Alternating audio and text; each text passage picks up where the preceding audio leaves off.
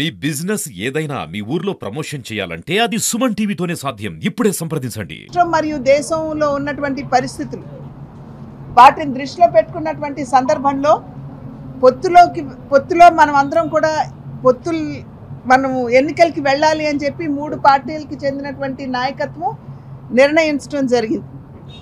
అయితే ఇక్కడ గమనించవలసినటువంటి విషయం ఏమిటంటే పొత్తులో మేము వెళ్ళినటువంటి సందర్భంలో కొంతమంది కార్యకర్తలు బాగా గడిచిన 5-10 సంవత్సరాలుగా వారి నియోజకవర్గంలో గట్టిగా పనిచేస్తూ పార్టీని అక్కడ నిలబెట్టి ఈసారి గనక పోటీ చేస్తే మంచి ఫలితాలు మేము హస్తగతం చేసుకోగలం, కైవసం చేసుకోగలం అని భావించినటువంటి కార్యకర్తలు ఒకంత నిరాశకి లోనైనా కూడా మా పొత్తులో భాగంగా మాకు వచ్చింది 6 పార్లమెంట్ నియోజకవర్గాలు మరియు 10 అసెంబ్లీ నియోజకవర్గాలు.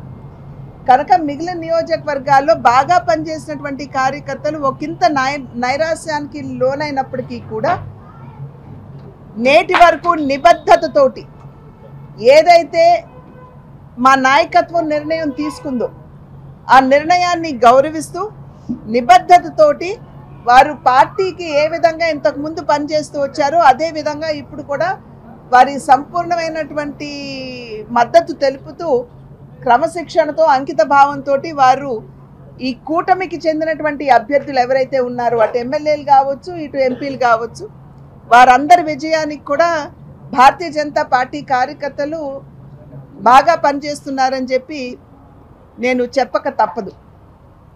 అయితే ఈ 3 పార్టీలు కూడా ఎన్నికలకి వెళ్ళినటువంటి నేపథ్యంలో సమన్వయ కమిటీలు వేసుకున్నాము. రాష్ట్ర స్థాయిలో ఉంది, జిల్లా స్థాయిలో ఉంది, అసెంబ్లీ స్థాయిలో ఉంది, మండల స్థాయిలో కూడా ఉన్నాయి.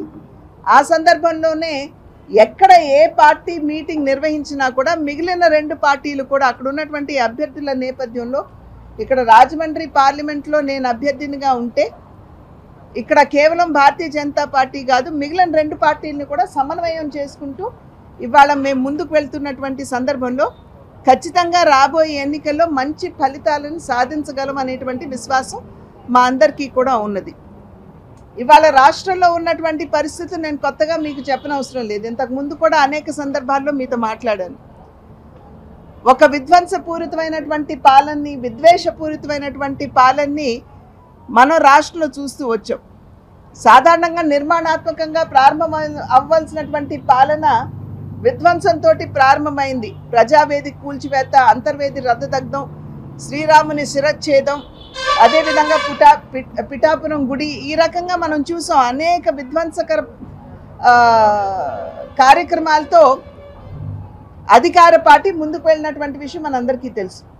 అయితే 5 సంవత్సరాల క్రితం ప్రజలు ఒక ఆకాంక్షతోటి, ఒక విశ్వాసంతో వైఎస్ఆర్సీపీకి మద్దతు తెలిపారు. 151 స్థానాలు గెలిచే అవకాశాన్ని రాష్ట్ర ప్రజలు వైఎస్ఆర్సీపీకి ఇచ్చారు. అయితే 5 సంవత్సరాలు కూడా ప్రజల విశ్వాసాన్ని నిలబెట్టుకోలేనటువంటి పరిస్థితి మనం రాష్ట్రంలో చూసాం. ఆర్థిక పరిస్థితి కుప్పగూలిపోయింది. అప్పుల మీద అప్పులు తీసుకొస్తున్నారు. పోనీ అప్పు తెచ్చి ఏదైనా ఆస్తి నిర్మాణం జరుగుతున్నదా అంటే లేదు. చివరికి ప్రభుత్వోద్యోగులకు కూడా సరి అయినటువంటి సమయంలో జీతాలు ఇచ్చుకోలేనటువంటి పరిస్థితి రాష్ట్రంలో చూసాం. అదేవిధంగా ఏ రంగం వారికి కూడా ఇవాళ న్యాయం జరగనటువంటి నేపథ్యం. ఏ రంగానికి న్యాయం చేయలేదు కాబట్టి అరాచకంగా వారి మీద ఎవరైతే పెట్టుబడులు పెడుతున్నారో వారి మీద అరాచకంగా ఒత్తిడి పెట్టి వారిని ఇబ్బందులకి లోన్ చేస్తున్నటువంటి సందర్భంలోనే మైనింగ్ ఉందనుకోండి, మైనింగ్ ఏమంటున్నారు, వారికి వాటా అన్న ఇవ్వాలి, లేకపోతే తక్కువ ధరకి క్వారీలు వారికి ఇచ్చేసేయాలి. ఇండస్ట్రీలు, పరిశ్రమల యొక్క పరిస్థితి కూడా అదే. కనుక ఇవాళ రాష్ట్ర పరిస్థితి కనుక చూసినట్లయితే పెట్టుబడులు వెనక్కి తీసేసుకుంటున్నారు. పరిశ్రమలు బయటికి తీసుకువెళ్ళిపోవటం సాధ్యం కాదు కాబట్టి పంటి బిగువున ఇవాళ పరిశ్రమలు ఇక్కడ ఉన్నాయి. కానీ కొత్త పరిశ్రమ ఏది కూడా మన రాష్ట్రానికి రాలేదు, కొత్త పెట్టుబడి రాలేదు. ఇవాళ ఈ యొక్క పరిశ్రమలు రానటువంటి సందర్భంలో మన బిడ్డలకు కూడా ఇవాళ ఉపాధి అవకాశాలు సరి అయినటువంటి స్థాయిలో దొరకనటువంటి పరిస్థితిని మనం ఇక్కడ చూస్తున్నాం. అదేవిధంగా మహిళలకి న్యాయం అని చెప్పి అన్నారు. నా అక్క నా చెల్లి అని చెప్పి ముఖ్యమంత్రి గారు తను ఎక్కడ మీటింగ్ పెట్టినా కూడా ప్రారంభిస్తారు. కానీ మహిళలకి సైతం ఇవాళ సరి అయినటువంటి స్థాయిలో న్యాయం చేసేటువంటి పరిస్థితి రాష్ట్రంలో లేదు. NCRB report, national crime report ఏదైతే ఉందో వారు ఇచ్చినటువంటి నివేదిక ఏమిటంటే మహిళల పట్ల జరిగేటువంటి క్రైమ్ ఏదైతే ఉందో అది ఆంధ్ర రాష్ట్రంలో పెరిగిపోతుంది అని చెప్పి వారు ఇచ్చినటువంటి సర్వే రిపోర్ట్. ముఖ్యమంత్రి గారి ఇంటికి కూతవేటు దూరంలో మహిళపై అత్యాచారం చేసి ఆ మహిళని చంపేస్తే ఆ కుటుంబానికి న్యాయం చేసుకునేటువంటి పరిస్థితి వాళ్ళ రాష్ట్రంలో లేదు. అదేవిధంగా బీసీలు అన్నారు, బీసీ కార్పొరేషన్స్ అన్నారు, 56 బీసీ కార్పొరేషన్లు పెట్టారు. పేరుకు మాత్రం అక్కడ బీసీ కార్పొరేషన్స్ ఉన్నాయి కానీ నిధులు కానీ విధులు కానీ అక్కడ లేవు అనేటువంటి విషయం మనం సుస్పష్టంగా ఇక్కడ అర్థం చేసుకోవాలి. కనీసం సరి అయినటువంటి స్థాయిలో ఆ కార్పొరేషన్కి నిధులు సమకూర్చి ఆ ఉపకులాల్లో ఉన్నటువంటి వారికి న్యాయం చేసుకునేటువంటి పరిస్థితి వాళ్ళ రాష్ట్రంలో లేదు. బీసీ కమిషన్కి చట్టబద్ధత కేంద్ర ప్రభుత్వం ఇస్తే, రాజ్యాంగ హోదా ఇస్తే, ఇవాళ రాష్ట్రంలో ఉన్నటువంటి బీసీ కమిషన్కి నేటి వరకు కూడా చట్టబద్ధత లేదు. అంటే బీసీ కులాల్లో ఉన్నటువంటి వారు ఎక్కడికి వెళ్ళి న్యాయం చేసుకోగలరు? ఇవన్నీ కూడా ప్రజలు ఆలోచిస్తున్నారు. ఎస్సీ కులాల్లో ఎస్సీలు కనుక చూసినట్లయితే 27 కార్యక్రమాలు నీరు గార్చేశారు. మీరు మామూలు కాదు కదా, అధికారులను అడగాలి. అధికారులతో పాటుగా కేర్ టేకర్ గవర్నమెంట్ ఉంది. కేర్ టేకర్ గవర్నమెంట్ ఉంది కాబట్టి గవర్నమెంట్ కొంచెం నిష్క్రియంగా ఉంటుంది కాబట్టి అధికారులు వారి పని వారు చేసుకుంటున్నారు. మీరు కదా ఎక్స్పోజ్ చేయాలి, కెమెరాలు తీసుకెళ్ళాలి, వారిని అక్కడ ప్రశ్నించాలి, అడగాలి. మీకు తెలుసు కడియప్ ఒక్క నిమిషం సార్ ప్లీజ్. కడియపులాంకలో నేను స్వయంగా మీడియాని తీసుకుని వచ్చి అక్కడ జరుగుతున్నటువంటి ఇసుక మాఫియాని ఎక్స్పోజ్ చేసింది ఎవరండి? సో మా వంతు ప్రయత్నం మేము చేస్తున్నాం యాజ్ అన్ అపోజిషన్ పార్టీ. కానీ యాక్షన్ తీసుకోవాల్సింది గవర్నమెంట్ కదా. ఇవాళ కలెక్టర్ గారు లెటర్ ఇచ్చారు, 2022లో లెటర్ రాశారు ఆవిడ. ఇట్లా మీరు కనుక అక్కడ అక్రమ తవ్వకాలు చేస్తే బ్రిడ్జికి ఇబ్బంది ఉందని, 2 పిల్లర్లు కూడా కుంగిపోయి అయినా కూడా జరుగుతుంది అని అంటే గవర్నమెంట్ దీన్ని పట్టించుకోలేదంటే ఎవరితో కలిసిపోయి పనిచేస్తున్నారో మనం ఆలోచించుకోవచ్చు. నేను ఇసుక రీచ్లకి వెళ్ళినప్పుడు ఎక్కడికక్కడ జేసీబీలు వదిలేసి డ్రైవర్లు వెళ్ళిపోయారండి. ఎన్జిటి వస్తుందంటే ఖచ్చితంగా ముందే మనకు ఉంటుంది కదా. So it's very easy. వాళ్ళని ఏ విధంగా మెస్మరైజ్ చేయాలో అధికారంలో ఉన్నటువంటి వారికి బాగా తెలిసినటువంటి విద్య. టంగుటూరు వీరేశం మన ప్రకాశం పంతులు గారు ఎక్కడి నుండి వచ్చారండి? ఎక్కడి నుండి వచ్చారు? వారు ప్రకాశం జిల్లా నుండి వచ్చి ఇక్కడ వారు స్థిరపడటం జరిగింది. వారు మున్సిపల్ చైర్పర్సన్ అయ్యారు. వారు ఇక్కడ బ్రహ్మాండంగా పనిచేశారని చెప్పి చరిత్ర మనకి తెలియజేస్తున్నటువంటి సత్యం. ఇవాళ ఎవరు ఎక్కడి నుండి వచ్చారని కాదు, వారికి నిజంగా కట్టుబడి నిబద్ధతతోటి రాజమండ్రి అభివృద్ధికి పనిచేస్తారా లేదా అని.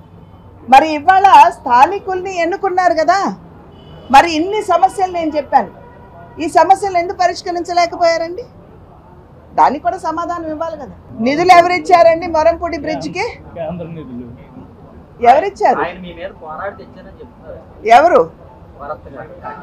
As part of the national హైవేలో అంతర్భాగం కావాలంటే డిపిఆర్ మీరు చూసుకోండి.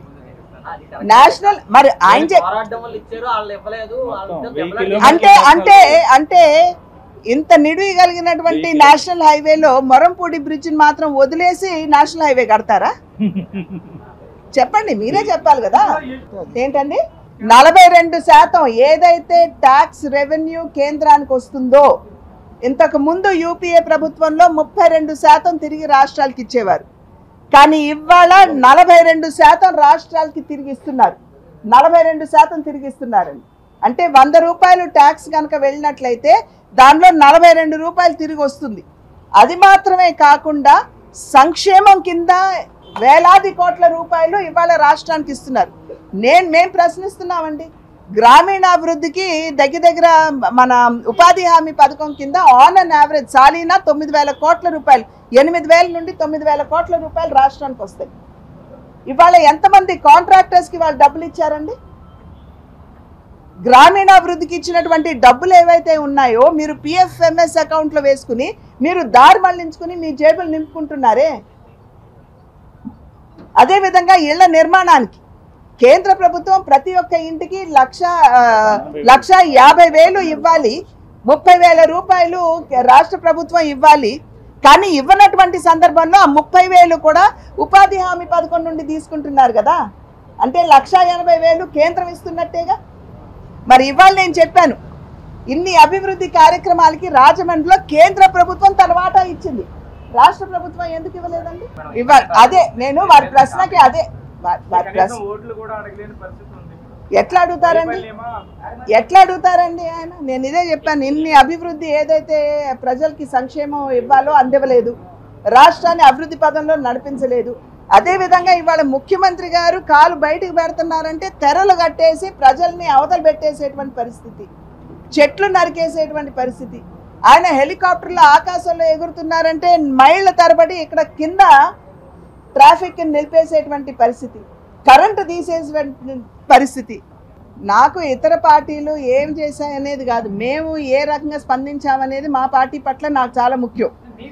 ఒక నిమిషం సార్, ఎప్పటికప్పుడు దీని మీద మా పార్టీకి చెందినటువంటి నాయకులు వీర్రాజు గారు కావచ్చు, ఎవరన్నా కావచ్చు, ప్రశ్నిస్తూనే ఉన్నారు. ఒక్క నిమిషం, మీరు ఆ మాట అంటే ఎట్లా? మీరు ఆ మాట అనొద్దు, మీరు అనొద్దు. నేను అనేక సందర్భాల్లో చెప్పాను. ధర్నాలు కూడా చేసి మీరు వచ్చి ఉండరు, మన సాక్షినా కాదా?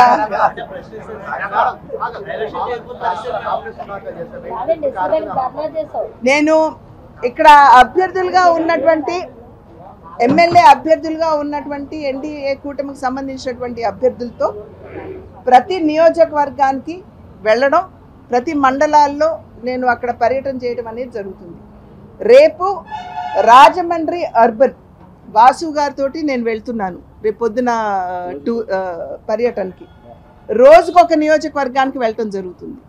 అయితే రేపు సాయంత్రం కూడా అర్బన్లో కార్యక్రమం పెట్టారు, కానీ రాజానగరంకి పవన్ కళ్యాణ్ గారు వస్తున్నటువంటి సందర్భంలో కొంచెం దానికి బ్రేక్ ఇవ్వాల్సినటువంటి నేపథ్యం కనుక ప్రతి నియోజకవర్గానికి వెళ్తాను, ఎమ్మెల్యే క్యాండిడేట్స్ని కలుపుకుని ముందుకు వెళ్తాము. అండ్ మాది ఉమ్మడి ప్రచారం రాజమండ్రి పార్లమెంట్ కంప్లీట్గా జరుగుతుంది.